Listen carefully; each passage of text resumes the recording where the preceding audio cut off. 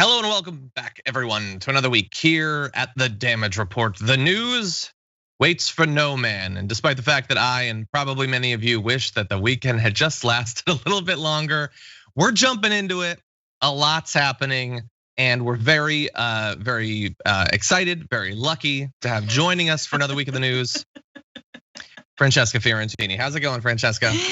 Hi, John. It's here we are again. Do I sing that song? I don't know if I sing it right. I don't even know what song that is. But yay. Welcome to the Dragon Den. And it's like the Thunderdome, except sad. 2 dragons enter, 1 dragon. So tell me, before we jump into it, how have you been? How has the Bitchuation Room been? How was your episode yesterday? Oh, it was so good. We had Kim Kelly, who writes for Teen Vogue and a bunch of other places, talk about the unionization effort going on in Alabama at an Amazon warehouse. And so it was really dope. Apparently the workers they're feeling good. They've got a majority of workers who are gonna vote to unionize. So I just can't wait to see Bezos, flip the toupee that he doesn't wear and freak out. And so it was great. It was excellent. Mike Drucker, who is such a crusher on Twitter, and he's a comedian, so funny. So we talked about all the things that happened last week, but mostly Ted Cruz, of course. Okay, so immediately, that's awesome. By the way, have you heard about the resignation bonuses they're doing to try to clear people out? Yeah, apparently. Yeah, it's straight. Apparently they do that often. It probably, so I don't know if it's unique, but it might be unique to this warehouse. But it makes sense, they hire up during the holidays and then are like, sorry, we don't want to keep you all. Yeah. Not that we can't, but we don't want to, so here you go. And it's like $1,000, like cool. Yeah, exactly. Yes. Well, excited to have you here. We got a lot we're gonna talk about. The audience is happy at least 50% of the way. Lunar Dragon says John in a dirty t-shirt and Franny looking fire, lol, seems about right. It's not this is a perfectly clean gray t-shirt. It's our great indoors t-shirt. This is why I only wear black. See, now I'm never gonna wear another color for like 5 years. Thank you, Lunar Dragon. Anyway, but thank you everyone for being here. I thank you. You're just the perfect 6.5, 7 tops. I'll take it. Anyway, well, with that, let's talk about what's coming up on the news today. So we're gonna be talking about the pandemic, very serious stuff. Thanks, Francesca. What's coming up for CPAC, which is still gonna happen. What's coming up other than a bunch of them getting COVID? Other than that, we're gonna give you updates. Ted Cruz still alive. Seems like a bad choice, but he's sticking with it. So we're gonna be talking about him. And the White House dog. Is it a good boy, a bad boy, or an ugly boy? We're gonna find out a little bit later on. So if you're watching, please hit the like button and share the stream so more people know we're active. Oh, early heads up. It is a Monday. Pinkerbell Pixie says John just needs lipstick. I'm gonna leave for a minute and come back with it, and you're gonna regret having said that. But anyway, on Mondays we do our top 10 lists. This Monday I'm going to be rolling solo, doing a requested top 10 list. My ranking of the top 10, which is basically like all of them, Star Wars movies. Very controversial. A lot of people love to hate my positions on the movies. So what? I don't get to push back on that? Do you have strong feelings about that? I could. You could. I mean, definitely. If you want to do it, you can do it. How about I have feelings. You let it simmer. If you put the first 3 anywhere near your top 3, I'm never talking to you again. Okay, I just assumed you wouldn't have strong opinions about this. So here's what we're gonna do. I don't want to put you on the spot. So okay. You let it simmer. I will. After the show, we'll briefly talk about whether you're gonna join me or not. All right. Okay. So, but anyway. Yeah, anyway, that's happening one way or the other with Francesca, without Francesca. But the only way you're gonna find out is become a tier 2 or tier 3 member on YouTube, and then you'll have access to it. And with that, it's either actually getting hot in here, or it's just everything that's been going on in the conversation, but it feels warm. Anyway, Francesca, why don't we talk about some news? Sure. We're gonna transition from all of that into an incredibly serious and dark story. Okay. America has now reached a grim milestone that early on in the pandemic had been thrown around as well, it could never get that bad, right? Sort of thing. Well, we've passed, in the official count, 500,000 coronavirus deaths, or will by the time you're watching this video, 500,000. And that is, of course, the official number. God only knows, and we'll be the only one who will ever know, because we'll never know how many people have actually died and weren't registered, especially early on, as deaths from coronavirus. But President Biden is gonna be holding a moment of silence this evening for the Americans who have died of coronavirus. 500,000. He had, before his inauguration day, he held a lighting ceremony at the Lincoln Memorial to honor those who had died at that point. Biden is committed to vaccinating at least 100 million people in his first 100 days in office, and they're now saying that they expect that they will beat that by a good bit, which is great for the future, but nothing we do now is gonna bring back that 500,000, rapidly approaching this American Civil War death toll. And we're gonna give you updates on some of the numbers, but we talked about this so much that I just thought it was important that we take a moment to recognize that despite all of the national attention on this, the constant pointing out of all the mistakes that were being made, all of it designed to limit how many would die, it all failed. Except against some sort of hypothetical where 2 million people died, I guess. But we failed. As a nation, we failed. As a society, we failed. As a media looking to hold politicians accountable and influence their behavior, we failed. And 500,000 Americans died as a result of all of that failure from top to bottom. Yeah, I mean, the one difference I will say, and I'm gonna be honest with you, like I do feel like the major difference, because I haven't seen that much concrete difference between Trump and Biden, but the one small difference is acknowledging that 500,000 people have died, acknowledging that these are real lives and real people, that these are real losses. And I have to say that lighting ceremony, as someone who's lost family to coronavirus, was very touching and like meant something to me. And I think we should be marking these milestones. It is important. And I know that folks are saying, okay, well, there's the vaccine rollout and he's trying. I understand that he's inherited a really desperate situation. I'm of the mind that we, even with the vaccine, are not doing all that we can to stop the spread of coronavirus from a federal level. I think that we are, we're looking at Texas and sort of like pointing at how deregulated and unprepared they are for natural disasters. The United States is the Texas of the world, okay? Y'all have to understand that that's how we look and that's how we behave, which is each person for themselves. It is a highly and bizarrely individualistic culture. There is no infrastructural for health or for communities, right? Like this is a dog eat dog country. It is a sink or swim. The market comes first and your lives come second. And we have shown that over every single month of this pandemic, including this month of Biden, right? I mean, I think some basic steps like travel restrictions, real restrictions, not just suggestions, real restrictions so that we don't keep these new variants from spreading all over the country. Those have not been implemented, right? Because of course, airlines come first and money making comes first and people's ability to go to Cancun comes first. So it's a reckoning, you guys. If Texas is a reckoning, if what's happening in Texas is a reckoning for that state, what's happened with us in this country with COVID is a reckoning for how we approach things like disasters, plagues, and just general levels of caring. Yeah,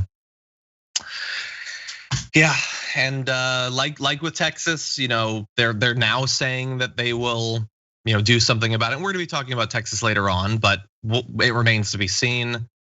And you hope, like, I don't know if it's sort of a core part of progressivism or if it's something that's just sort of tangentially related, but like at least, whatever I am, I wanna live in a world where we care to know what is true, that we will pay attention to keep tabs on what is true.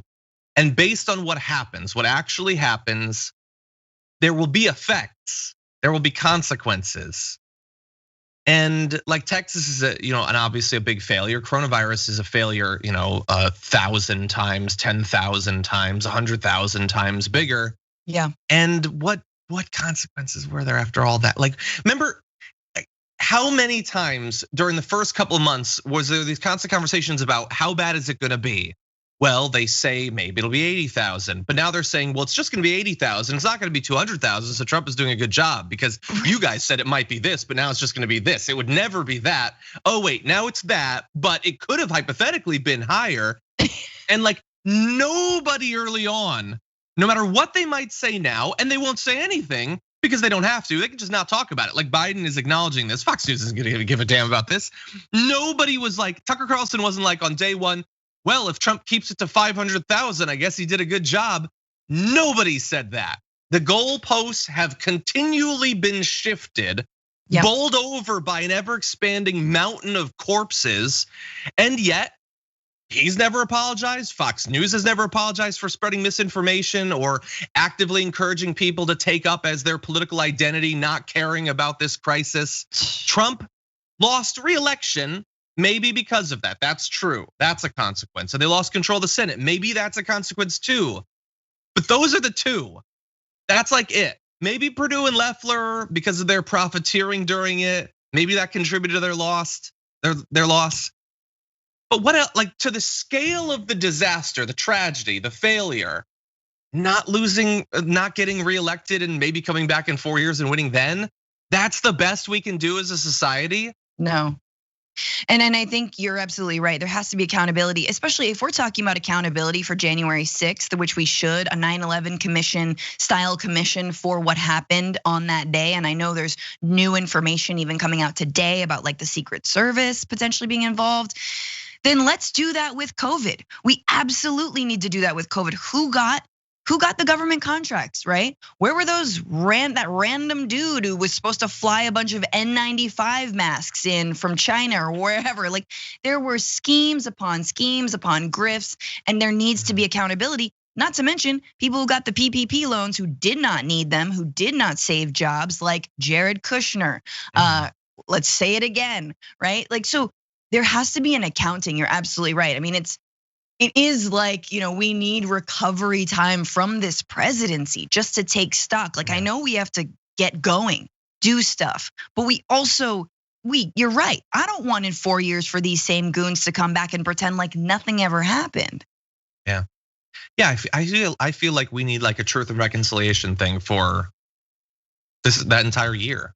Yeah, and we need to decide as a country, are we going to have any line that once you pass it with your either failure or your willfully not caring, where it becomes a crime?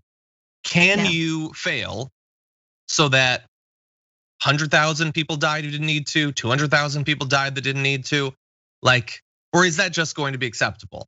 Because we talk as like lefties about like, hey, like if the president orders a drone strike against an American citizen, shouldn't that be a crime? But like, do you know how hard it's gonna be to get like that to have consequences if you can kill 100,000 Americans without consequences? Anyway, I know that to some extent we're relitigating stuff that we've been talking about for a solid year now, but especially with hitting 500,000, and God only knows by the time we're out of this, is it 600? Is it 700? Is it 800,000? We've hit 500. Are you confident that we won't double that?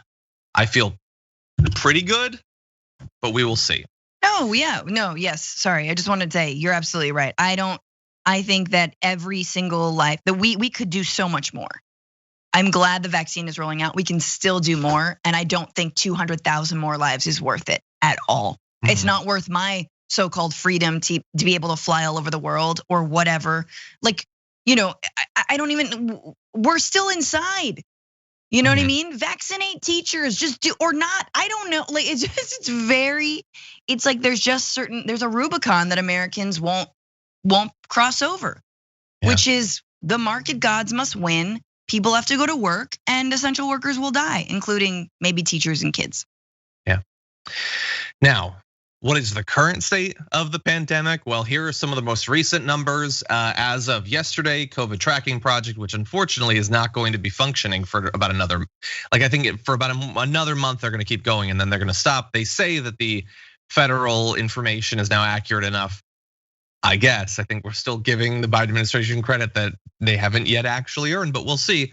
They say that there were 56,000 COVID hospitalizations, 58,000 cases, and a little bit less than 1,300 deaths. Now that is over the weekend, so we'll have to see, by Wednesday when it tends to peak, what that will look like. But 58,000 cases is a significant drop. In fact, it makes the 7-day average of cases the lowest it's been since October 23rd. So that is, back before both Halloween, Thanksgiving, Christmas, all these things that we said, please everyone, please don't do what you're gonna do. It's gonna result in a lot of people dying. You were here, we did that. And a lot of people still did all of their partying stuff and their traveling stuff. And you can see from the cases how they went up and the deaths went above 3,000 or 4,000 a day. Again, everything that we said came true, and it doesn't matter that everybody, and when I say me, I mean literally every responsible person in media and science. And so things look like they're getting better. Now that is unfortunately usually when things start to get bad, when people are like, oh, it's good again. That's unfortunately the way it works. But maybe with the combination of increasing vaccinations, and in fact, you can see where we rate. If you're looking for the US, it's down there near the bottom. In fact, if we go to the second one, you'll be able to see a better view of where we rate. It's not great, but it's going up. And hey, a lot of people have had it and might be resistant now. So hey, Francesca, maybe we're moving towards normalcy. Yeah, cool. We still don't know what we need to know about this virus. My God, you could maybe get it again. But yes, it's a good sign. I'm at least glad that in the places the vaccine is being rolled out responsibly, that it is targeting people who, if they got sick, would be more likely to die. And so I think that's good. I'm glad that people with disabilities are now getting access to the vaccine. That needs to happen. People with comorbidities, that really needs to happen as soon as possible. And for everyone else to just be really thoughtful. And I mean, look, we're being forced into this Republican mentality, which is always, it doesn't matter until it happens to me. I don't care until it happens to me. And I urge everyone to try and resist that push to feel that way, because we're so sick and tired of, not being able to do the things that we're enjoying. And sadly, we don't have the leadership we need, which is why even though restaurants are open, I'm a pass. You know what I mean? I'm a pass for now. Yeah, I saw Denny's that had a big outdoor. It won't be Denny's. Are you kidding me? I'm not gonna die for Denny's. I'm not gonna die for Denny's. And I like Denny's. I will pick up the food from Denny's. I don't need to sit at a Denny's. Dude, I'll make you a breakfast that'll be better than Denny's, John. I like Denny's. I'm just saying, that's why you're gonna die. No, I wanna die because I decide at long last that, it's probably safe for me to get a motorcycle again. That's how I wanna die. I don't wanna die as a result of Denny's. Or I will die as a result of Denny's, but not from going to Denny's once. I wanna die the way an American dies, from going to Denny's for my entire life. And then this happens and you die from Denny's. This episode not brought to you by Denny's. But anyway, it's good food. You look great, John. Yeah. No, that's not what I'm doing, but thank you. Anyway, let's see what's going on with the audience. Anyway, and then we'll get on to more news. Sinful Solutions, The Banana in Pajamas, and Arcane Worm, welcome to Tier 1 YouTube membership. Superman Mustache, welcome to Tier 2 membership. You'll get access to that top 10 list. That's either me or possibly Francesca arguing about Star Wars, which sounds like fun. Okay, Chakuseki says the conservatives are afraid of Francel culture. They're afraid of Francesca talking about their underwear, I think. Francel culture. What America needs is more Francesca talking about Republicans' tighty whities and less Rudy Giuliani talking about golfers' panties. That's what it needs. I don't know if you were familiar with that story. Oh, I am. Ugh. Sinful Solutions just says Francesca with a heart. That's nice. Let's see. La Dragon Francois says, I love John and the Damage Report, but I live for Fantastic Mondays. Love you, Franny. Well, the cool thing, like, continue to live for it, but you understand you could also get a bunch of Francesca Sunday nights on the Bitchway. Exactly. You can. Okay, Varden says, I always love the pineapple shirt. Thank you. Maybe we'll bring that back. Osborne says, can I get a shout out to my dear friend Thorsten, who will undergo brain tumor surgery tomorrow? We, his friends, are effing scared about it. Obviously, our best, hopes and thoughts out. Obviously, a very serious surgery. Hopefully, it'll go very smoothly. Let's see. Gatika says, John, you are always cute and Fran's always fantastic, but this is my last super chat since you don't get any of it. Heart. Psst. Fran, what's that lipstick? It's mostly just a muddled. I was gonna say something really gross, you guys. I don't know. I'm not sure. I think I know, but I'm not sure. Okay, it's Monday. I really don't want to gross everybody out. Some people are watching me for the first time, so it's Bobby Brown, and that's all I'm gonna say. But you know what I wanted to say, and I won't say it. So put your theories in chat, and we'll see if they get past the censors. Anyway, and by the way, Gatika, so yes, the super chat money does not go to me. It does go to support the show and the network. So we appreciate everyone who does that. But thank you regardless. Let's see. Parker says, love Mondays when TDR meets TBR. Fantastic. Also wanted to welcome, let's see, Joshua Losner, Dusty Jones, Old School Shinobi, and Evan NJ to YouTube membership. Thank you for that. And let's see what's going on over on Twitch before we jump back into the news. Bart's got a comment about Star Wars. Bart, I will read that just a little bit later on. But let's see, Mother Effin' Woman Dragon is gifting 1 tier 1 subs. Thank you for that. Other stories, subscribe for the 8th month. Thank you. DD Reggae for the 3rd. Thank you for that. Big Bull Dragon for 6 months. Thank you. I see a message from Truth Under Siege Christ says, this is my first time here. Thank you TYT for all your content. Can I get a shout out, please? Thanks. Well, you just did. Thank you for that. Pickerbell Pixie, subscribe for the 7th month. And there's a lot more activity that we will cover. But first, we will need to get through just a little bit more news and then we'll see what's going on. So let's jump back into it. Aside from his resignation from a Hollywood union and him calling into Fox to ostensibly talk about Rush Limbaugh having died, but just complain about the fact that he lost re-election, Trump has kept a very low profile since he was booted out of the White House. That ends this coming Sunday at CPAC, when Donald Trump will apparently tell the assembled Republicans that he is the Republicans' presumptive 2024 nominee for president. Anonymous sources told Axios that his plan is to assume the mantle of challenger to Joe Biden or to another Democrat should the 78-year-old president decide not to run for a second term.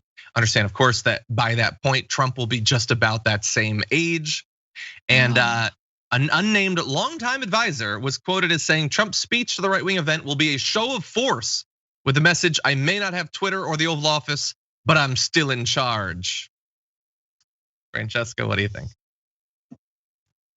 No, thank you. No, No, thanks. Do not want. No. Oh my God. Oh, the most block emojis. I'm not scared or mad at Donald Trump. I'm scared of the media. I really am, because in 3 years, when he starts campaigning in earnest and all the media is like lost their revenue sources because Trump's no longer in office and things are sort of less on fire. They're all gonna be like, what if we did that thing where we gave him a bunch of free coverage? And then they're gonna cover empty podiums again and they're gonna reinflate him again. And I just I don't care if he's on the ballot. I just don't wanna see him and Biden in another debate. Oh my God. Just it's like Fast and Furious. It's like too senile, too mumbly. Like it's I don't know. Like it's gonna be the sequel. I'll workshop that, but the sequel of them just like bickering like old men in a nursing home. I'm like, oh God, just put on MASH and shut up. That would be better. I would go for that. Yeah. The only disagreement I have with what you just said is when you said in 3 years when he starts campaigning. I mean, I think that's what this is. I think he took 3 weeks off, Francesca. But anyway, look, it has very little direct effect on us anytime soon, but it will have an effect on the Republican Party. Him doing this between now and the next 2 years, that either could or should cause many other potential Republican nominees to decide it's not worth their time or effort or fundraising, which they probably won't be able to do because all the money will go to Trump anyway. So it is definitely going to have an effect on politics. It also could potentially influence the way Republicans interact with Joe Biden and the Democratic majority. So Trump has far less direct ability to hurt the American people in a variety of ways than he did back when he was president. But he's still going to try to hurt people. The only hope we have is that, and this is another one of the things that those anonymous advisors of his are starting to say, that he is going to be raising a ton of money to run primary challenges against the people who have angered him. And the vast majority of those are going to be Republicans. So good. That actually is kind of awesome, and I'm here for it. But anyway, it's about to come soon. Now, I don't know if his speech at CPAC will be the beginning of him regularly engaging with the Republican Party in politics rather than from behind the scenes. But it might be. He's gonna have an audience. They're gonna cheer him a bunch. He's gonna have missed that. It'll be interesting to see if he's willing to go back to just playing golf after getting that high once again. John, what do you think? Do you think he's gonna be like new and improved and have a bunch of new talking points and really like revamp his image and maybe admit that the coronavirus was really serious? Or is it just gonna be, I won? He never liked me. Remember Reince? I don't know. Why am I saying Reince? I think Reince. Here's my theory about. I think that's what's gonna happen. Yes, I think it's gonna be the Rush Limbaugh call into Fox for. He's gonna talk for 145 minutes in a row. That's my guess. We'll have to see. He's gonna drink water, not get an applause, and be like, "You used to love that." It just come on, everyone. What happened? Do the toilets won't flush again? It'll be like old times. We'll see.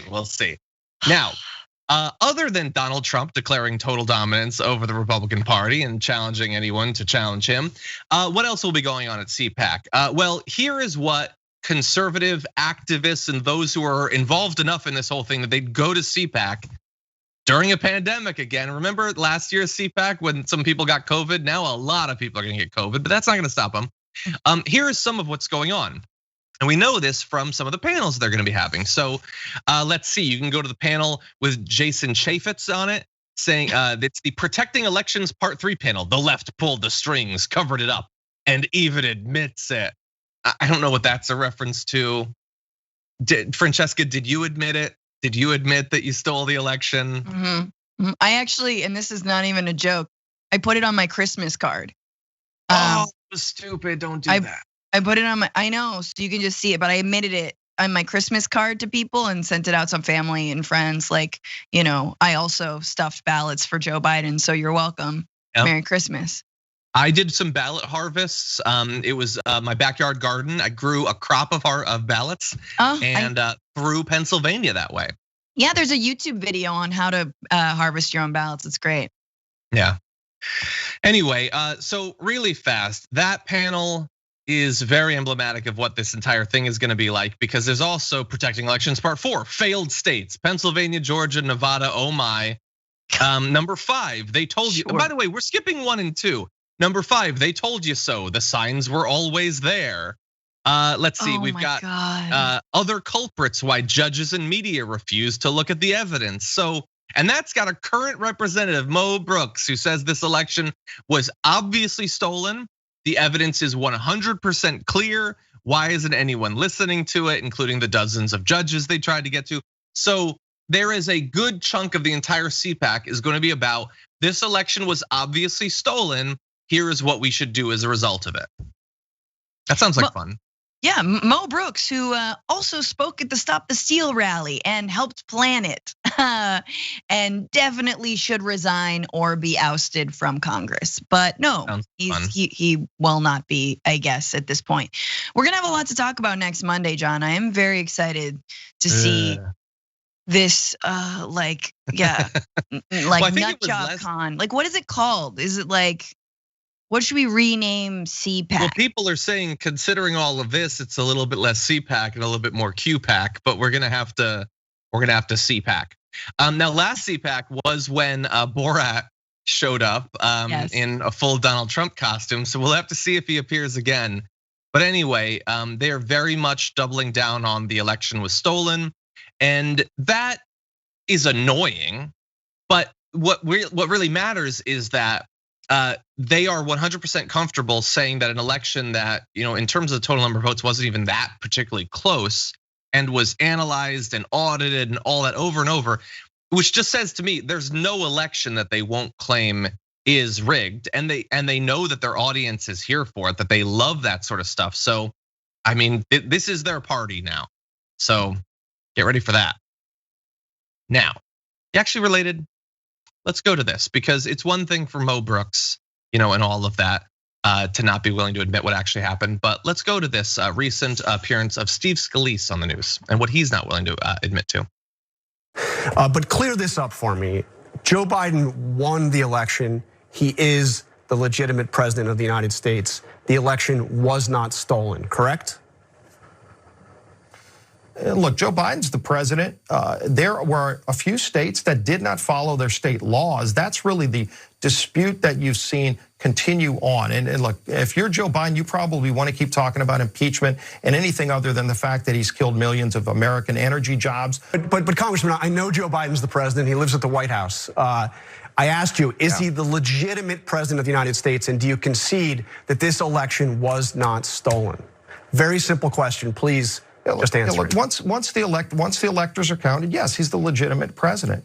But if you're going to ignore the fact that there were states that did not follow their own state legislatively set laws, that's the issue at heart that millions of people still are not happy with and don't want to see happen again.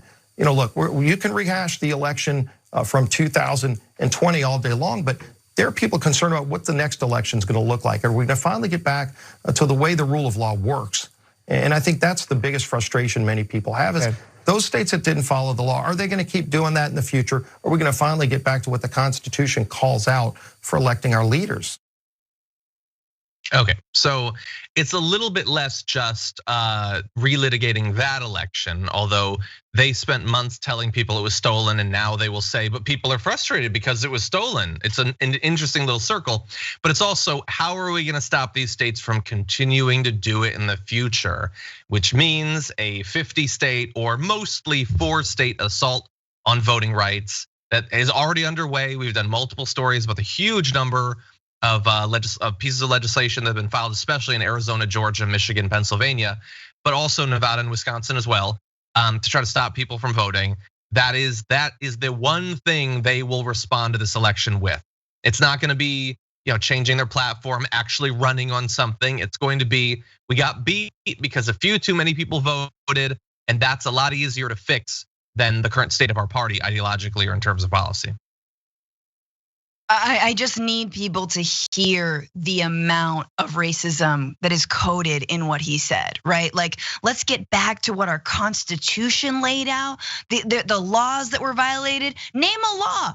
What was violated? Mail-in voting, legal, right? Early voting, legal. Like, nothing was violated. There is no court case that held water. So what are you talking about? Number one. Number two, when you say constitutional blah, blah, blah, blah, blah, you basically mean, when the founding fathers and like uppity women couldn't vote and nor could our property, i.e. human beings. Like, this is what you're talking about. You're talking about going back to, not even going back to, tripling down on, quadrupling down on white minority rule. And when you can't win, even with a skewed system that works in your favor always, you lie and you just say, well, then people illegally voted, and then there were ballots that were harvested, and the machines flipped the votes. No, they didn't. No, it didn't happen. Sorry. right? And like, again, I think that it really is, the other day I was looking at like voter turnout, and John, correct me if I'm wrong, was something like 67%. Like that's huge for the 2020 election. Yeah, that's unprecedented. And that's incredible. And usually we barely scrape by to get like 51% of the voting population to actually come out to the polls. And so it is meaningful, and we should be making and gaining on what is it? Staking claims on the gains made. It's I don't know, word salad Monday morning. But the point is, yeah. The point is that what Steve Scalise is saying is that too many people of color voted in this election. We need to get back when it was just white people who voted and everyone else were too disenfranchised and too kept from the polls and too many hurdles and too strapped with like 3 different jobs for them to actually get to vote. Don't get it twisted. And the other thing is, as soon as he said he's not willing to agree that that Biden is the legitimate president, cut the mic, man. That's it. We're done. Oh, cool. Oh, so not okay. Bye. Because like we talk about facts and reality on this show, but you're over here. So bye. Yeah, and like I like that you asked the question, because I think it's a great shortcut. It's not quite as good of a shortcut to getting where these people are at than asking, do you believe that Democrats are sacrificing babies to some goat god and drinking its blood? But the overlap between people who think the election was stolen and think that Hillary Clinton drinks hormones is like a circle. But if they answered incorrectly, then yeah, because if you keep them on at that point, then you are helping to spread the misinformation. And you have to decide, is that what you want your show to be, regardless of whatever your show is? Quick clarification, Hillary Clinton does drink hormones, as any woman over the age of 55 does also drink hormones. Yeah, maybe need not the specific ones they talk about in the pizza thing. But anyway, okay, we're gonna read just a couple of quick super chats and then jump into Ted Cruz. Man, myth, none of those things. Anyway, Joe Walters says, I saw Star Wars Episode 4 when it first came out in 1977. It was an absolute revolution, the dawn of a new age in special effects. There had never been anything like it before, and it changed everything that came after it. Joe, that sounds awesome. I can't imagine seeing it in theaters. That must have been wild. Leigh Smith says, hey John, can you give a happy birthday to my daughter? She's 13. Her name is Madeline. Said line, not Lynn. Thanks and love you and Frenya. Happy birthday, Madeline. Happy birthday. Let's see, over on Twitch. Let's see, MASH is a wonderful show. Robert says Alan Alda was and is awesome. A lot of love for MASH in the chat over on Twitch. That's interesting. Eddie O'Donnell had asked if movies like Rogue One and Solo will be on that list of Star Wars movies. Yes, definitely. It'll be all of the actual movies will be eligible for the list. The Progressive Defender says, did John have a monster this morning? He seems more energetic than he has been. Well, thank you, although this is one of the few days where I didn't. Chuck Splat subscribed for the 7th month. Thank you for that. Flo Wolf for the 5th. I'm not reading that comment, but thank you. Granny Dragon for 4. We're just gonna move along. Who drank my apple juice for 6? I love your name, thank you for that. And now I will be merciful and I will read Bart's comment that says, if you're gonna rank outside Star Wars movie stories, the 1978 Star Wars holiday better be ranked, John. Is the first appearance of Boba Fett.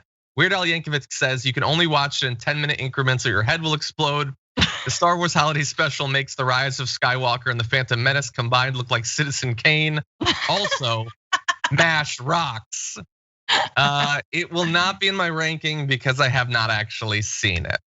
I've got other things that have been filling my time. I've never watched that. But we will see, we will see. And the balance of that top 10 will be determined soon. Anyway, with that, are you prepared to talk about Ted Cruz? Is that something you're ready for? Okay. I haven't eaten this morning, so there's nothing to puke up, so yes. Okay, good, that's good. Ted Cruz was tired of being mocked over his ridiculous lies about his Cancun trip, so he decided he would rather be mocked about his supposed charitable efforts now that he's finally back in Texas. He's being attacked online for posting pictures of himself loading water bottles into a vehicle as he seeks to repair the political damage from jetting off to Cancun for a family vacation. You can see the photos here with the hashtag Texas Strong, and he's got the Texas mask on. Hey everybody, Texas, Texas, and also, might I add, Texas, I'm here. Everyone stop hating me, please. I don't know, Francesca, what do you think? I mean, this, if he had just done this first, sure, that's something.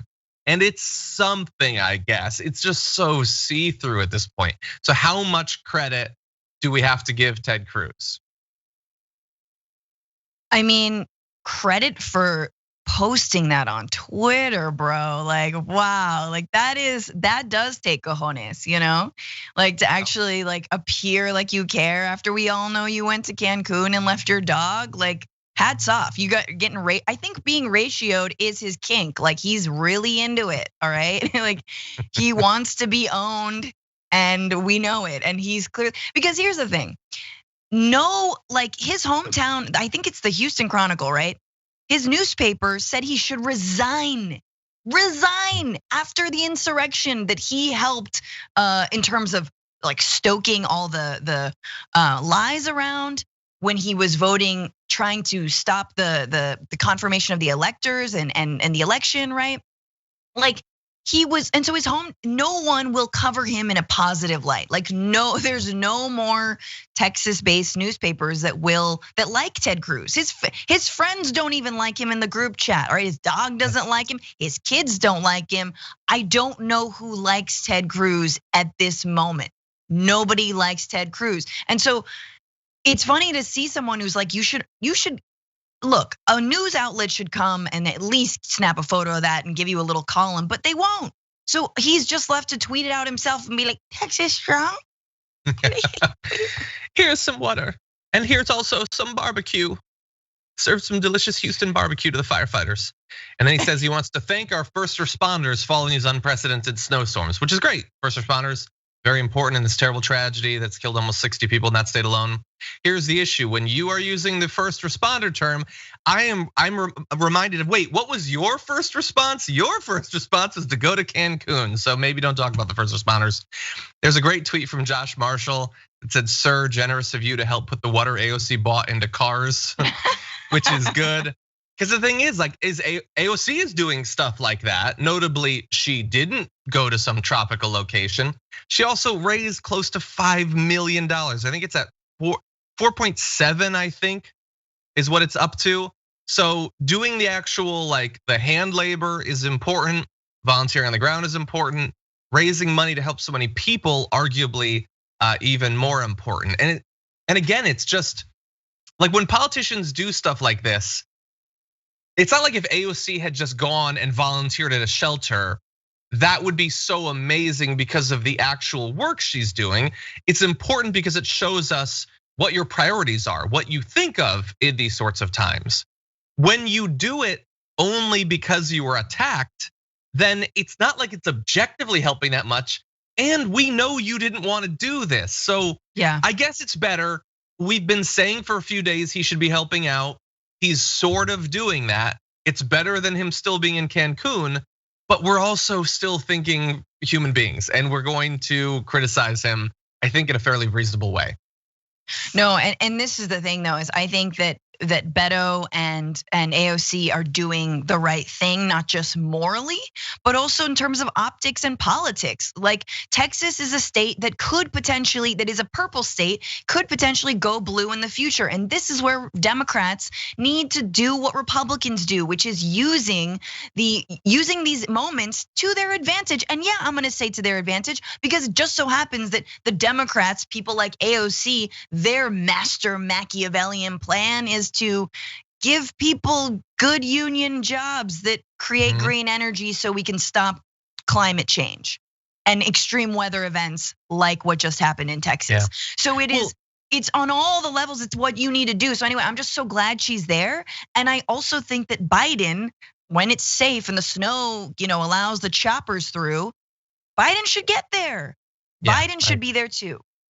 Yeah, I wonder how successful and enduring the Green New Deal just that hasn't been passed, destroyed Texas stuff will be, because Texas was hurt because of some of the natural implications of or natural outcomes of having this deregulation, free market sort of thing. The energy companies didn't prepare, even though they knew what the problem was, because it would cost money, and so people suffered and died.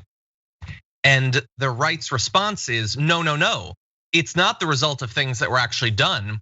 It's the prophecy for things that someday could be done.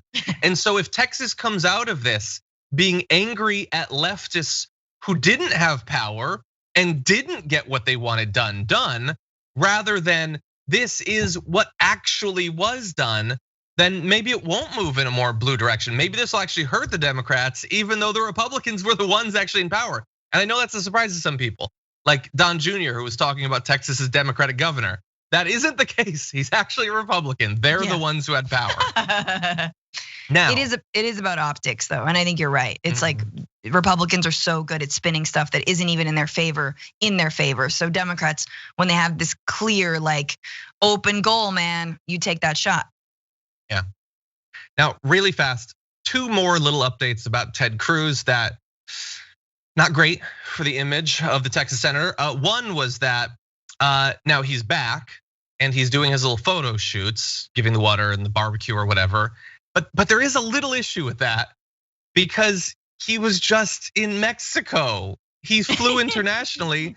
You're supposed to quarantine. It's still a pandemic. Remember? That was one of the reasons it was a bad idea to go in the first place. Not the worst, but it was a bad thing. And now you're back. So you've done 2 international trips. You're supposed to quarantine at least for a few days, but he's not doing that. And so hopefully none of the first responders or regular Texans that he's gonna hand bottles of water or throw paper towels to will get coronavirus from him. But that is still a concern. Ideally, he could have shown a little bit more care, but if he had just gone home and quarantined, then he wouldn't be able to do the photo shoot. So he chose to risk infecting other people. Yeah, he's very close in some of those photos. He's like hand on the back, like, hey, you got that? I don't know who's taking his photo. I'm sure he just strapped a GoPro to his dog at that point and sent it off. The remains of the dog. Yeah, and I mean, nobody wants to be that close to Ted Cruz outside of a pandemic. Dude, understand who you are. No, obviously, the one good thing that comes out of the pandemic is that there are some people who always deserve a 6-foot distance from everything and everybody. Ted Cruz is one of those people, so keep it going. But yeah, and this is again the thing, and I won't talk about international travel too much, but all that stuff is like guidelines, what you should do. And we know that people are not following those rules. And then you have leaders like Ted Cruz absolutely not following those rules. I mean, he could be like, hey, it's like, get on top of the message here, buddy, and not by tweeting out Texas Strong and you handing someone a water bottle. Instead, you're like, I'm doing the responsible thing and staying home because I have been on an international flight, 2 of them. I've been in Mexico. I don't know what I was exposed to, and I want to keep people safe. In the meantime, I'm helping raise blankety blank blank. Or in the meantime, I'm convening some sort of look at ERCOT or like some sort of look at what happened. Of course, he'll probably be on Fox News this week blaming wind power and AOC. Like, mark my words, that will happen. Exactly, and finally, the last little update. As if we needed another piece of evidence that he had been lying about his cover story. Axios has learned that Cruz invited David Panton, his longtime friend and former roommate at Princeton Harvard Law, to join the family getaway to Cancun. An aide tells Axios the senator extended the invitation only after the Cruz family planned the vacation last Tuesday. Panton accepted and flew to Mexico, which that's really weird. Did Ted Cruz want his old college roommate to hang out with his daughters on their trip to Mexico because he wasn't going to be staying? Why was he sending that guy? And of course, no, he was going on a vacation. He was going to stay for an average vacation's length. He brought people you might bring on an elite rich person vacation. That's all it is. What a massive liar he is. Sorry, I'm just like, imagine y'all if it wasn't if this didn't happen to Texas, if it wasn't a snowstorm without a power, like with a power outage, like imagine if he wasn't even a senator from Texas. Still, The Senate is on a recess in the middle. Like, I don't know, how long have they been in session? Not even a month, like they're on a recess right now. It's still bad optics to go to Cancun, even without the entire Texas snowstorm and your like abdication of responsibility, because you're a senator and we still have yet to pass COVID relief. You're on a break right now. Just stay home, man. Meet with the constituents, talk to go to a town hall. I don't know, it's your second home. Go chill at your second home, but don't go to Cancun. And who knows if other senators are also, gallivanting around. We shall see. Exactly. Well, hopefully the whole cruise thing will result in, other members of the media who are tracking this stuff, maybe thinking, oh, people are really interested in this. Let's see where, and maybe some of them will be Democrats. Where are they going for their fancy trips? Absolutely. I imagine there have been some trips that have been canceled over the last week or so. Anyway, let's really fast move into another aspect of this. Coming out of the horrible situation in Texas, you have obviously dozens of deaths. You have people still without drinkable water that needs to be boiled. What you also have is a lot of economic devastation for many of the people who are lucky enough to survive this terrible incident. Not only from people whose homes have been massively damaged from either flooding or pipes bursting or things like that, but also the fact that because of the unregulated energy market in Texas, you had the wholesale price of electricity spiking by more than 10,000%, which means that if you were lucky enough to have power, you might have a bill ranging from 4 digits to one person that had a higher than $17,000 bill for just that limited period of time during the storm. And for some people, it might mean that you were lucky to not have had access to power. So there are a lot of politicians, both local and national politicians, that are now calling for some sort of either federal or state level effort to help out the many Texans who will be economically devastated, but nobody can afford a $17,000 power bill for absolutely nothing. So you have the Houston mayor, Sylvester Turner, on Sunday calling on the state of Texas to pay for the enormous electric bills. And you've also some representatives and others saying that there has to be either federal bailout for this or the state simply waiving it, requiring the energy companies to waive it. But this is a lot of Texans who are not going to be able to pay these bills, and God only knows what happens to them after that. Yeah, I mean, I don't even understand why Texas would have to bail out these their people. To pay what? I mean, what are we talking about here? Just because there was demand, electricity didn't just suddenly gain, earn a golden sheath around it and become incredibly, no, the market dictated that. The BS market that has nothing to do with what it actually provides. Case in point, 6 days without power, $17,000 of an electricity bill, right? It's such a perfect example. And it's because Texas's energy supply and system was created to be pegged to market value so that when these things happen, the actual companies aren't responsible for filling in the gaps. The consumers are responsible for it. And the companies are banking on the idea that there's not gonna be a giant snowstorm in Texas.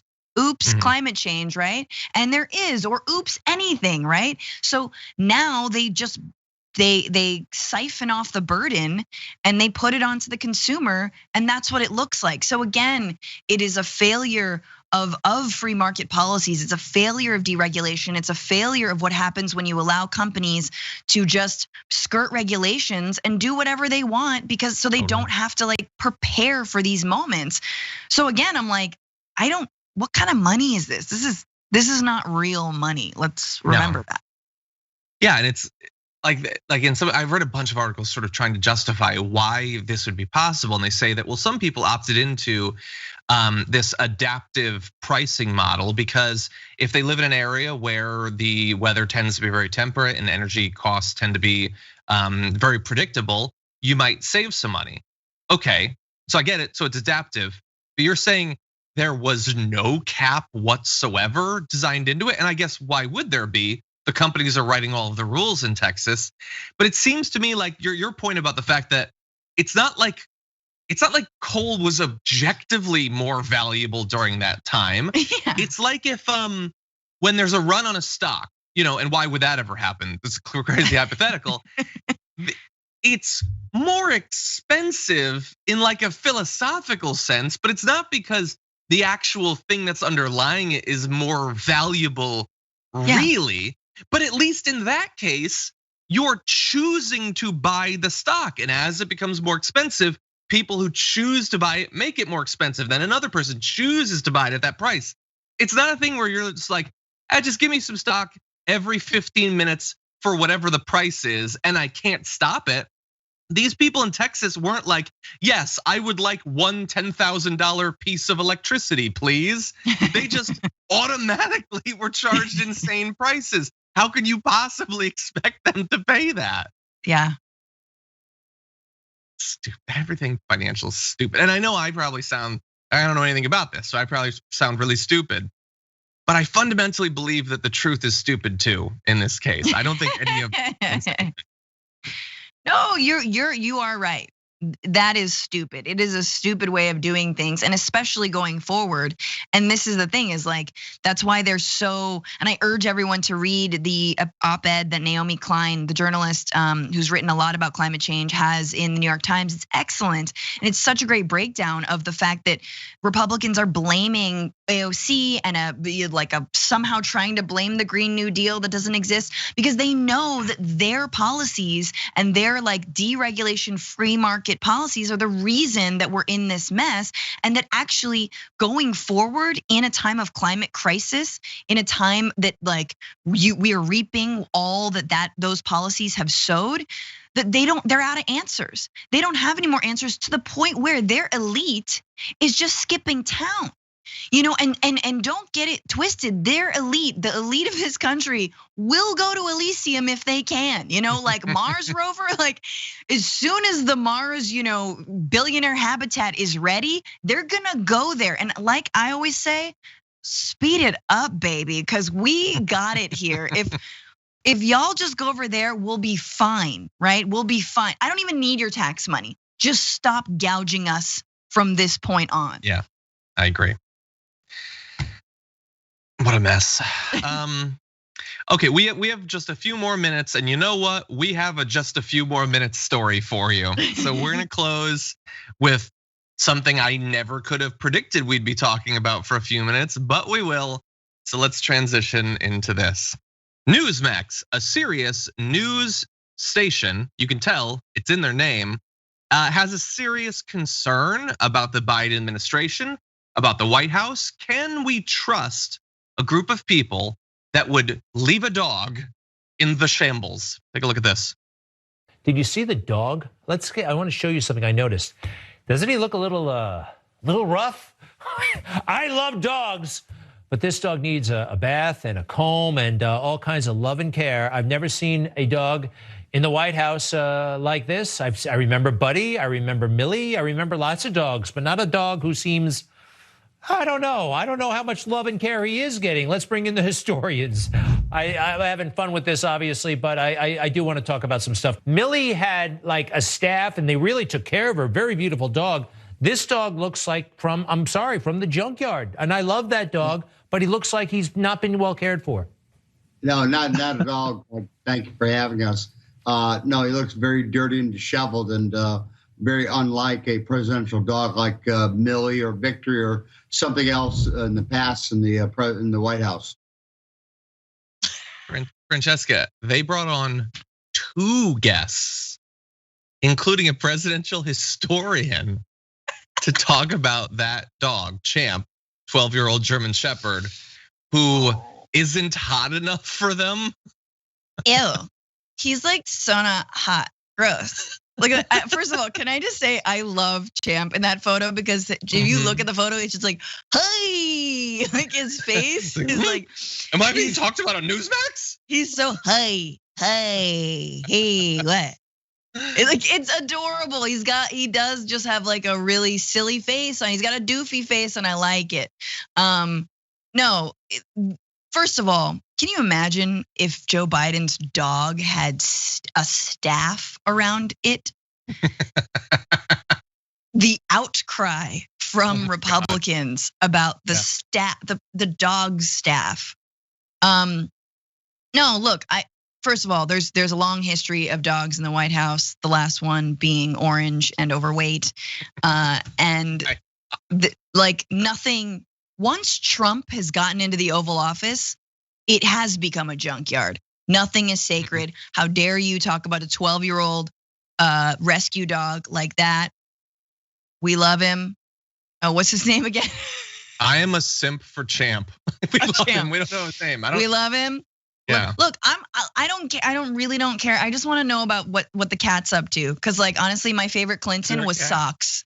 Yeah. Socks was the best Clinton. Let's be real. You know, Socks was not a neo-lib. Socks was a pure anarchist, black and white kitty. All cats are. They want destruction and mayhem and no borders, baby. We love it. No gods, no masters. And Socks was a tuxedo cat like my kitty. So I just want to see Biden's cat, and then we can talk. Exactly. But Hashtag it's just show so us the funny. cat. I said cat. You did. You did. I did. Can we put up the photo of Champ? So Champ is a 12-year-old rescue dog. I have I think 11-year-old rescue. I don't know exactly because it's a rescue dog, an old Chihuahua. Hey. That's just a dog. Hey. Like, that's what a dog looks like. That's a good dog. Don't you just want to sink your hand into what is probably really thick, soft fur? And I bet he's good and he's loyal and he's fun and he's good with kids because 12-year-old dogs just are. Why are you judging this dog? Are you Dog Rates, the cable show now? Mm-hmm. They're good dogs, Newsmax. They're good dogs. Why are you downing on the dog? And then of course, like, we're really engaging with this, but they just have to find some. Is this the best you can find to criticize Biden for? Like, did he not wear a tan suit? He's a tan dog. This is below the level of the tan suit or the latte salute or something like that. Man, you really need to like come up with something policy based to have a problem with him. I can't. Let me suggest a topic. He's backtracking massively on canceling student loan debt. Attack him for that. Yeah. No, can I just say though, like it's 2021, it's the age of the meme. And I wish there was someone in Biden's cabinet that knew that we need to hit back on this, put Champ on the Peloton, take that photo, Champ on the Peloton, just troll. I mean, if there's one thing you can say about the Trump administration is that they knew how to troll, right? Like by mostly separating children from their parents, but like they relished in it. So I just think we should make fun of like their fake outrage once again. Champ definitely does ride the Peloton. That's funny. They're definitely gonna tweet out a photo of him with like curlers in his hair or something. It's definitely gonna happen. Man, what a time. I'm a simp for Champ, Kayla Lewis says. I'm a simp for every dog, honestly. I like Champ more than 85% of the humans on the face of the earth, and I've never met him. So anyway, okay, everybody, that's all the Champ news we've got for you. We're gonna ask some tough questions at the next press briefing about Champ's diet, exercise, and more importantly, doggy fashion. We're gonna find out answers to all of these questions. Hey. And hey. I want to throw a ball for Champ. I bet he'd fetch it. I bet he'd bring it back. And I bet he would wait a second before dropping it because he really likes having the ball. Anyway, Francesca, thank you for joining us. Where can people watch more of your content? Oh, hey, watch the Bitchuation Room every Sunday, 6-9 Eastern at Franny Fio, the YouTube channel. And follow me on Instagram and Twitter at Franny Fio. And also you can listen to the Bitchuation Room as a podcast, wherever you get your podcast. Awesome. And we're gonna be doing an awesome interview a little bit later on, but also we've got the weekly top 10 list coming soon. The top 10 ranked Star Wars movies. We're putting it out there just so that you can attack us, hate us, fear us, and be suspicious of us. It might have Francesca in it. Tune in to find out. I will be. And with that, thank you everyone. Until next time, stay safe out there, stay sane out there, and I'll see you soon.